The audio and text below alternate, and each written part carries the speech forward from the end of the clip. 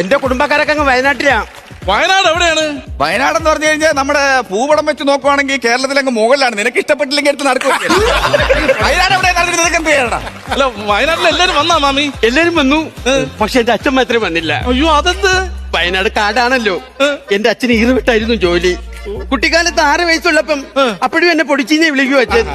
എന്നെയും എന്റെ അനിയനെയും കൊണ്ട് അച്ഛൻ ഈറവെട്ടാൻ പോയപ്പോ പുലി ഇറങ്ങിയേട്ടാ. അച്ഛൻ എന്റെ കയ്യിൽ എന്റെ അനിയനെ തന്നിട്ട് പറഞ്ഞു ഓടിക്കോടി പിടിച്ചേന്ന് പറഞ്ഞു. അച്ഛനെ പുലി പിടിച്ചു.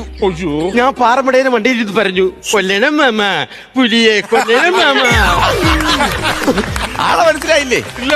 പുലിമുരുകന്റെ പെങ്ങള് പുലിപ്പൊടിച്ച്. ആ പുലിമുരുകന്റെ കഥയും കേട്ടോണ്ടിരിക്കാതെ ആ പെണ്ണിനെ വിളിച്ചോണ്ട് വീട്ടിൽ പോകാൻ നോക്കണേ. അച്ഛന്റെ വില അറിഞ്ഞൂടാത്തോണ്ട്, അച്ഛൻ മരിച്ചതിന്റെ വില അറിഞ്ഞൂടാത്തോണ്ടാണ്. അയ്യോ, ഈ മരിക്കുന്നവരെന്നും നിങ്ങൾ ഇങ്ങനെ കളിയാക്കരുത്. കാരണം നിയമം, എന്റെ അപ്പാപ്പ മരിച്ചെങ്ങനെയെന്നറിയാമോ? ഇല്ല. അടുക്കളയിരുന്ന് സമാധിയായി പോയതാണ്. എന്റെ അടുത്ത് തന്നെ നീ പറയണം. എടാ, നിന്റെ ചേച്ചിടാ കൊച്ചിന് അമൃത